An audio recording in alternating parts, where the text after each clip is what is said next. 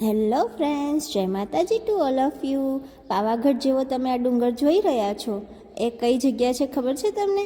આ છે આશાપુરા ટેકરી, જે કુકમા અને ભુજોડીની વચ્ચે આવેલું છે.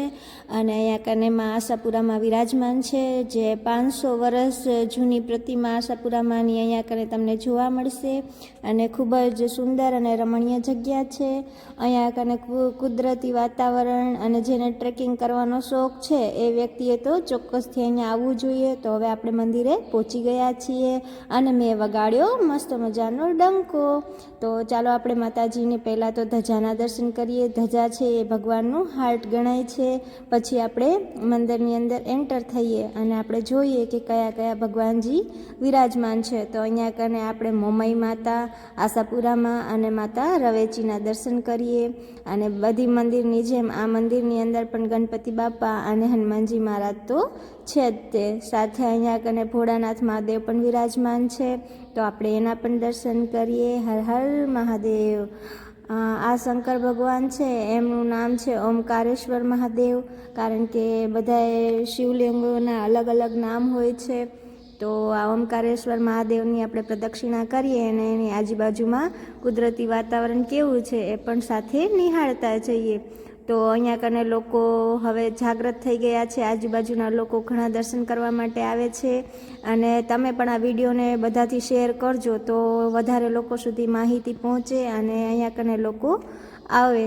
અને અહીંયા કને જો આવશે તો એમને મને વિશ્વાસ છે કે શાંતિ મળશે, સારું વાતાવરણ મળશે, સારા દર્શન થશે અને જગ્યા તો તમને ખૂબ જ ગમે એવી છે. તો એક વખત આ મંદિરના અચૂકથી દર્શન કરજો અને અહીંયા કને તમે આવજો. અહીંયા કને એક બાજુ ગોગા મહારાજ કહી શકાય, ખેતરપા દાદા કહી શકાય, તે વિરાજમાન છે. સાથે દત્તાત્રેય ભગવાન પણ વિરાજમાન છે. સારી એવી પબ્લિક અહીંયા કને આવે છે. માતાજી ડુંગર ઉપર વિરાજે છે.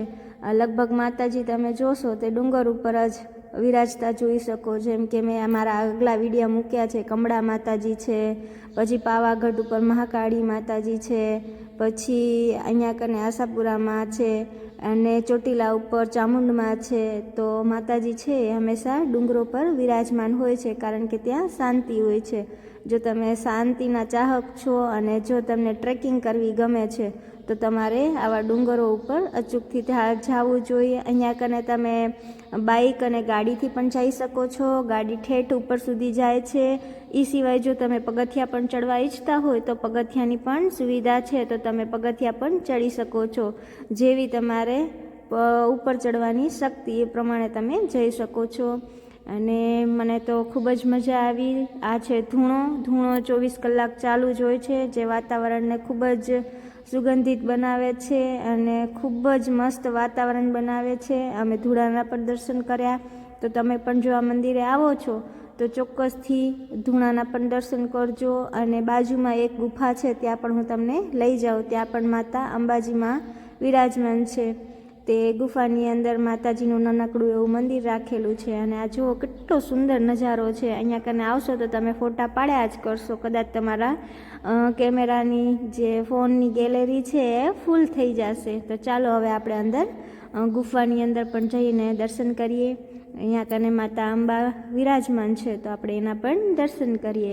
અને મિત્રો, લાઈક કરવાના કોઈ જ પૈસા થતા નથી. શેર કરશો તો બધા વ્યક્તિને જાણકારી મળશે. કમેન્ટ કરશો તો મને પણ ખબર પડશે કે મારે શું શું સુધારા વધારા કરવાની જરૂર છે. જો અહીંયા કને ઋષિમુનિ બેસી અને શાયદ તપસ્યા કરતા હશે એવું આપણે અંદાજ લગાવી શકીએ.